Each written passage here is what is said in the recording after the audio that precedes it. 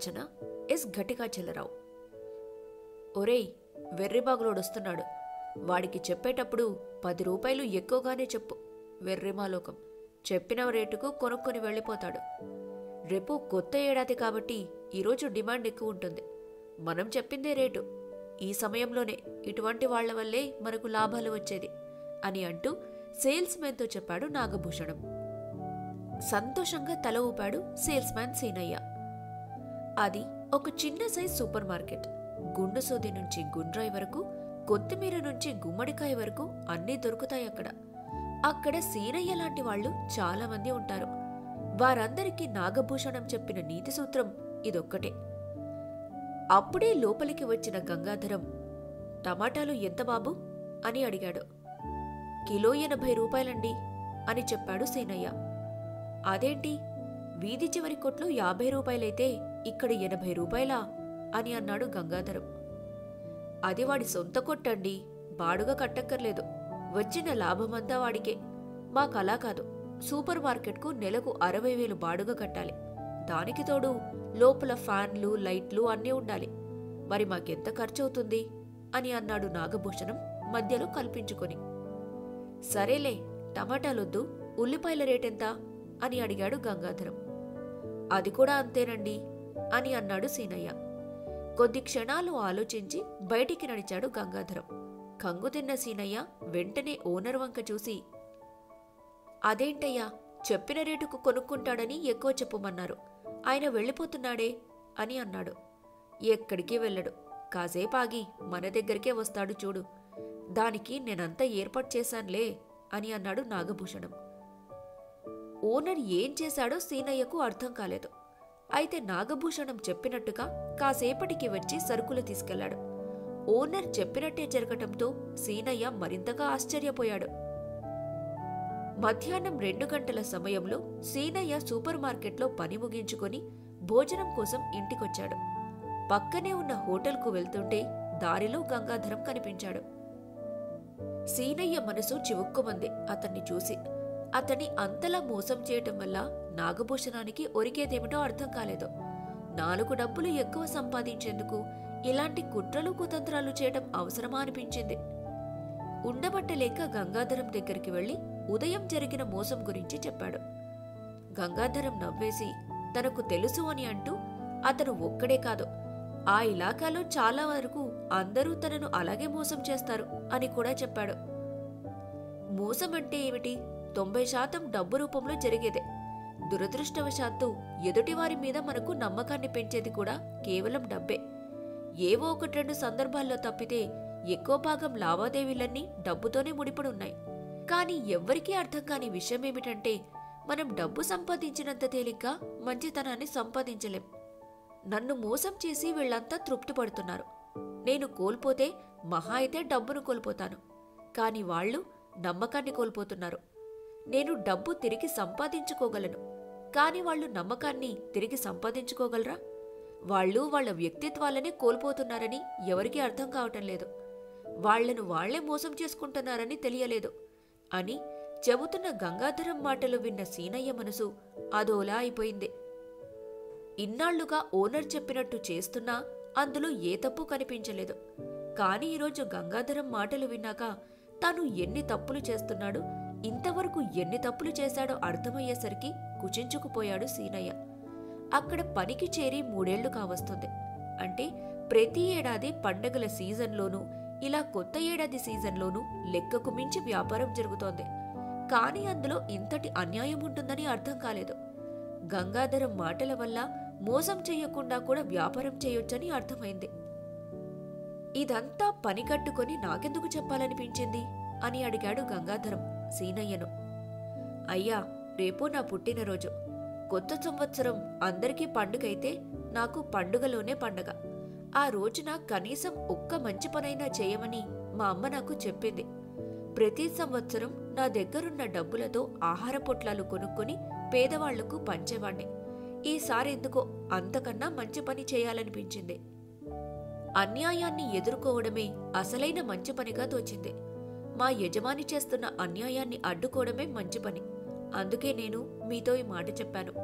అయితే ఇదంతా మీకు తెలిసి జరుగుతుందంటేనే నమ్మలేకపోతున్నాను. తెలిసి మీరు మోసపోవడంలో మీకు కలిగే ఆనందమేంటో అర్థం కాలేదు. ఇప్పుడు నేనున్న పరిస్థితి చూస్తుంటే రేపటి నా పుట్టినరోజున నేను సంతోషించాలా బాధపడాలా అర్థం కావటం లేదు అని అన్నాడు సీనయ్య. అరే, రేపు నీ పుట్టినరోజా? Very good. Happy birthday to you. చూడు, నువ్వింకా చాలా చిన్నవాడివి. ప్రస్తుతానికి నీ యజమాని చెప్పినట్టు నడుచుకోవడంలోనే మంచి జరుగుతుంది. మంచి చెడుల విచక్షణ జ్ఞానం నీకుంది కాబట్టి పెద్దయ్యాక మరికొంత అనుభవం కలిగాక నువ్వు ప్రారంభించుకునే నీ సొంత వ్యాపారంలో ఆ ఆలోచనలు అమలుపెట్టు. అప్పటిదాకా తప్పొప్పుల గురించి ఆలోచించొద్దు అని అన్నాడు గంగాధరం. అలాగేనయ్యా, మీరు చెప్పినట్టు నడుచుకుంటాను. అయితే నాకెందుకో ఇప్పుడు ఈ అంగట్లో పనిచేయడం ఇష్టం లేకుండా పోయింది అని అన్నాడు తలదించుకుని సీనయ్య. ఈ కాలంలో వ్యాపారం అంటే ఇంచుమించు ఇలాగే నడుస్తుంది. కాని అన్ని చోట్ల అలాగే ఉంటుందని నేననను. న్యాయంగా వ్యాపారం చేసేవాళ్లు ఎంతోమంది ఉన్నారు. ఒక వస్తువును 10% లాభానికి అమ్మటం వ్యాపారం. అదే వస్తువును నాణ్యత తగ్గించి కల్తీ చేసి అదే ధరకమ్మటం మోసం. ఈ రెండింటికి తేడా తెలిస్తే బాగా వ్యాపారం చేసి మంచి పేరు కూడా సంపాదించొచ్చు. అమ్మకానికి పునాది నమ్మకమని ఇదివరకే ఎంతోమంది రుజువు చేశారు.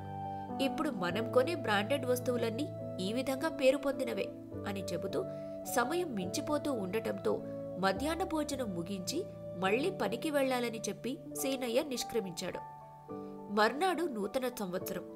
సరుకుల కోసం అదే సూపర్ మార్కెట్కు వెళ్లిన గంగాధరానికి అక్కడ సీనయ్య కనిపించలేదు. ఆరా తీస్తే అతను పని మానేసి తన గ్రామానికి వెళ్లిపోయాడని చెప్పారు. కొత్త సంవత్సరంలో ఏదో కొత్తగా చేయాలనుకున్న అతనికి ఇలాంటి పరిస్థితులు సృష్టించడం తన తప్పే అనిపించి గంగాధరం బాధపడ్డాడు. అవసరమైన మాటలన్నీ చెప్పి అతని మనసులో గందరగోళం సృష్టించి తప్పు చేశానేమో అని అనిపించిందతనికి. ఇప్పుడా తప్పు సరిచేయాలన్నా సీనయ్య ఇక్కడ లేడు. వికలమైన మనసుతో ఇల్లు చేరుకున్నాడు గంగాధరం. ఆ తర్వాత చాలా రోజుల వరకు గంగాధరం స్థిమితంగా ఉండలేకపోయాడు. నిరంతరం సీనయ్య గురించి ఆలోచిస్తూ ఉండేవాడు. తన మంచితనంతో నిజాయితీతో మరొకరికి మంచి జరగకపోగా చెడు జరగటం అతన్ని చాలా ఇబ్బంది పెట్టింది. ఒక ఏడాది గడిచింది. ఆ రోజు డిసెంబర్ 31వ తారీఖు. ఎప్పటిలాగే ఇంటికవసరమైన సరుకులు తీసుకునేందుకు బయటకు వచ్చిన గంగాధరానికి రోడ్డుపై ఒక కొత్త అంగడి కనిపించింది.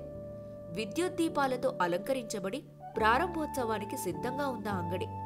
చుట్టుపక్కల వాళ్లని విచారిస్తే ఆ అంగడి ప్రారంభోత్సవం రేపు, అంటే జనవరి 1వ తారీఖు, నూతన సంవత్సరం రోజున అని చెప్పారు.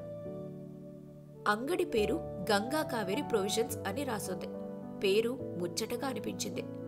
మరునాడు ఉదయం సుమారు 9 గంటల ప్రాంతానికి కాలింగ్ బెల్ మోగింది.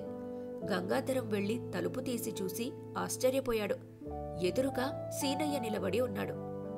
నమస్కారం సార్ అని అంటూ 2 చేతులు జోడించాడు సీనయ్య. అరే, నువ్వా బాబు? ఎన్నాళ్లైంది చూసి. ఎక్కడికి వెళ్ళిపోయావు? అసలిక్కడ ఉద్యోగం ఎందుకు మానేశావు? ఇప్పుడు ఏం చేస్తున్నావు అని అంటూ ప్రశ్నల పరంపర కురిపించాడు గంగాధరం. తన చేతిలో ఉన్న సంచిలో నుంచి ఒక పత్రిక తీసి గంగాధరం చేతిలో ఉంచాడు సీనయ్య. ఈరోజు సాయంత్రం 6 గంటలకు నా షాప్ ప్రారంభోత్సవం. మీరు తప్పకుండా రావాలి. మీ చేతుల మీదుగానే ప్రారంభించాలి అని అన్నాడు సీనయ్య.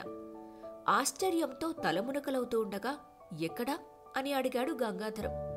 మన మెయిన్ రోడ్లోనే సార్, గంగా కావేరి ప్రొవిజన్స్ అని నా షాప్ పేరు అని అన్నాడు సీనయ్య. మరింతగా ఆశ్చర్యపోయాడు గంగాధరం. ఈరోజు సీనయ్య కొత్తగా కనిపిస్తున్నాడు. 3 ఏళ్లుగా నాగభూషణం గారి అంగట్లో పనిచేసిన అనుభవానికి మీ అద్భుతమైన వాక్యాలు తోడై ఈ రోజు నన్ను స్థితిలో నిలబెట్టాయి. మీరు చెప్పిన మాటలు నా జీవితంలో ఎన్నటికీ మర్చిపోలేనివి. డబ్బు సంపాదించడం చాలా తేలిక, కానీ మంచితనాన్ని సంపాదించడం ఎంతో కష్టం. ఒక్కసారి ఆ మంచితనం సంపాదించగలిగితే అంతకు మించిన ఆస్తి మరొకటి లేదు. వ్యాపారం తనంత తానుగా అభివృద్ధి చెందుతుంది. ఇక్కడ్నుంచి వెళ్లిపోయాక పోయిన ఏడాది మొత్తం మా ఊర్లోనే ఉండి అక్కడ తక్కువ పెట్టుబడిలో చిన్న పచారీ కొట్టు పెట్టుకుని నడిపాను. ఎంతైనా అది గ్రామం. అంతకు మించి అక్కడ అభివృద్ధికి అవకాశం లేదు కాబట్టే ఇప్పుడు ఇక్కడికొచ్చాను. అక్కడి షాప్ మా అమ్మ చూసుకుంటుంది. ఇప్పుడు మా గ్రామంలో సీనయ్య కొట్టు అంటే అందరికీ సొంత ఇల్లు లాంటిదే. ఆ నమ్మకంతోనే ఇక్కడ కాస్త పెద్ద షాప్ తెరిచాను. తప్పకుండా ఇక్కడ మనుషుల ఆదరాభిమానాలు సంపాదించగలనన్న నమ్మకం నాకు కలిగిందే.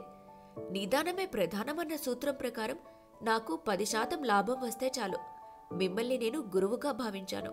ఆ గౌరవంతోనే నా షాప్కు మీ పేరు, మా అమ్మ పేరు కలిసి వచ్చేలా గంగా కావేరి అని పెట్టుకున్నాను.